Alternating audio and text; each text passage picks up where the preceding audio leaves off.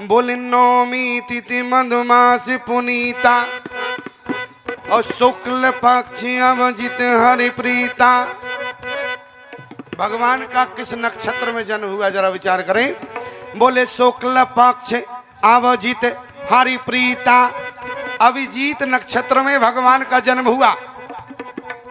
27 नक्षत्रों में ये अभिजीत नक्षत्र नहीं आता है, ध्यान देना। कहने का मतलब हमारा सिर्फ इतना है, जो अभिजीत नक्षत्र में जन्म लेता है उसको कोई जीवन में कभी हरा नहीं सकता। अभिजीत नक्षत्र में जो पैदा होता है उसको कोई जीत नहीं सकता। राम जी को कोई हरा पाया? राम जी को किसी ने जीता नहीं। क्यों? क्योंकि नक्षत्र का प्रभाव है।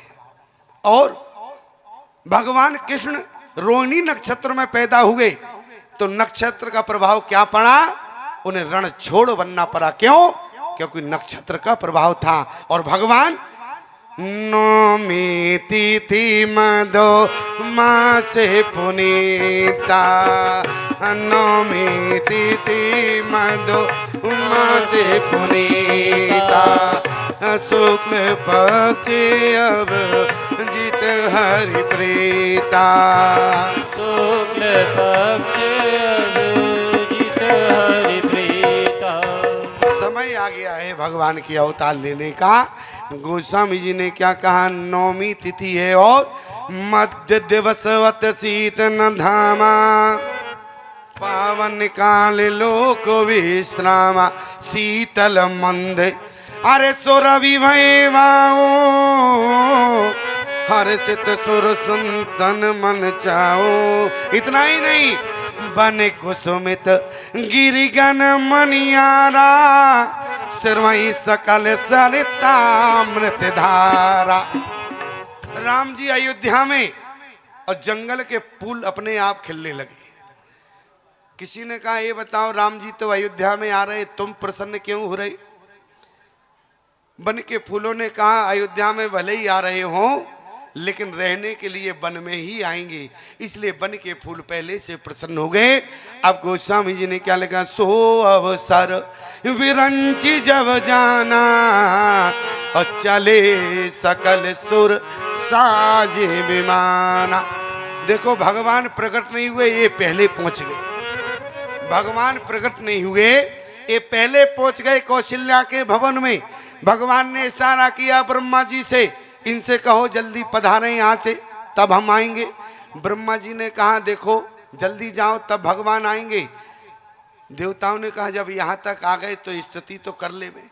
राम जी ने कहा समय ज्यादा नहीं है, जल्दी स्तुति करो क्योंकि समय आ गया है। मध्य दिवस शीत न धामा, और अभिजीत जो नक्षत्र है वो 12 बजे के ठीक थोड़ा इधर थोड़ा उधर, ध्यान देना, ठीक 12 बजे के थोड़ा इधर थोड़ा उधर। और एक एक करके यदि 33 करोड़ देवता स्तुति करते तो 2-4 साल लग जाती। क्यों?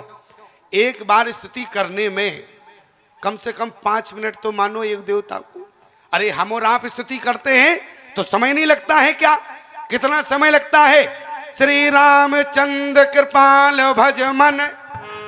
अच्छा ये पंक्ति मैंने आपको अभी सुनाई, ये बताओ ये पंक्ति भगवान के लिए है या तुम्हारे लिए? जरा विचार करो, बहुत गंभीरता की बात है।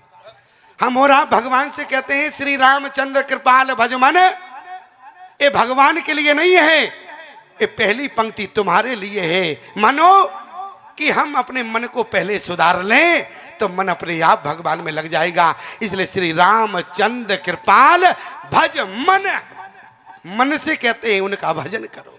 लेकिन मन इतना निकम्मा है कि लगता ही नहीं है। क्यों? मन भगवान के भजन में लगता है क्या? नहीं लगता है। रोज स्तुति करने के बाद भी मन इतना बेकार हो गया है कि आज तक भगवान के भजन में नहीं लगा। लेकिन निवेदन करो, ब्रह्मा जी ने कहा 33 करोड़ देवताओं से एक एक करके स्तुति मत करना, एक साथ करो क्योंकि समय हो गया है। इसलिए सुर समूह विनती कर, एक सुर में बोली, बोले सुर समूह विनती करे, अरे पहुंचे निज निज धाम, जग निवास प्रभु प्रगटे अकेले लोक विश्राम। कौशल्या के भवन में प्रकट हो गए। बोले भय प्रगट कृपाला दीन दयाला और कौशल्या हितकारी। एक बात समझ में नहीं आई, यहाँ हितकारी तो क्या केवल कौशल्या का हित हुआ, क्या दशरथ का हित नहीं हुआ? जरा समझो, हित का मतलब क्या है? राजा दशरथ को चतुर्भुजी रूप में दर्शन नहीं हुआ, लेकिन कौशल्या को चतुर्भुजी रूप में दर्शन हुआ है। और मैं आपसे निवेदन करूं, कौशल्या ने जैसे ही देखा पहले तो भगवान की स्तुति किया।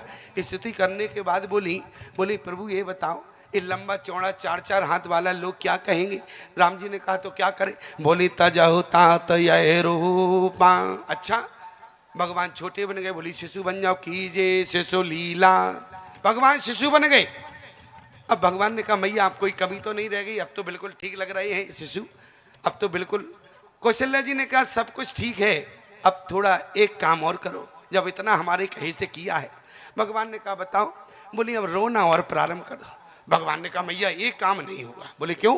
बोले रोए तो हम आज तक नहीं है, रोए तो हम आज तक नहीं है, फिर कैसे रोवे? अच्छा, अनुभव ना हो फिर कैसे रोएगा व्यक्ति? क्यों? रोने का अनुभव ना हो फिर कैसे रो सकता है? लेकिन भगवान से जैसी माता कौशल्या ने कहा प्रभु रोना पड़ेगा, भगवान ने कहा रोए तो हम आज तक नहीं है, लेकिन कैसे रोवे? माता कौशल्या ने कहा जैसे आपके लिए आपका भक्त रोता है, ऐसे आपको भक्तों के लिए आज रोना पड़ेगा। और आज माता कौशल्या ने भक्तों के लिए भगवान को रोने पर मजबूर कर दिया। भगवान ने कहा मैया ठीक है हम रो भी लेंगे, लेकिन ये बताओ कितनी देर रोवे? ये भी तो बताओ, टाइम भी तो होना चाहिए। पता चलो हम रोते ही रहे और रामलीला का समय हो जाए। क्यों? ये भी तो बताओ। भगवान ने कहा हम घड़ी लेकर पैदा तो हुए नहीं है, और कितनी देर रोवे? मैया ने कहा कि प्रभु जब तक रोना। बोले कब तक? बोले जब तक अयोध्या के सारे भक्त आपके भवन के दरवाजे ना आ जाए तब तक आप रोते रहना प्यारे। इसलिए रोदन ठाना। कब तक रोए?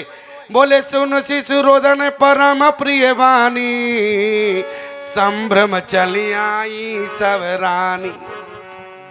भ्रम का मतलब हड़बड़ी में जल्दबाजी में आई, और जैसे ही आई तीनों रानियों ने देखा अरे बहन कौशल्या के तो बालक हो गया है। और जैसे ही बालक को देखने के बाद राजा दशरथ के कान में भी आवाज चली गई, दशरथ पुत्र जन्म सुनिकाना।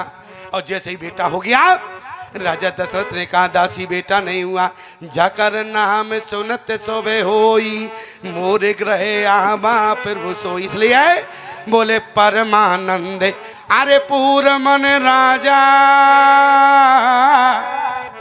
कहा बुलावो बजावो बाजा। अरे वहां तो बुलाना पड़ा, लेकिन यहाँ तो बुलाना ही नहीं है, पहले से विराजमान है। इसलिए परमानंद पूर मन राजा, और कहा बुलावो बजावो बाजा। क्या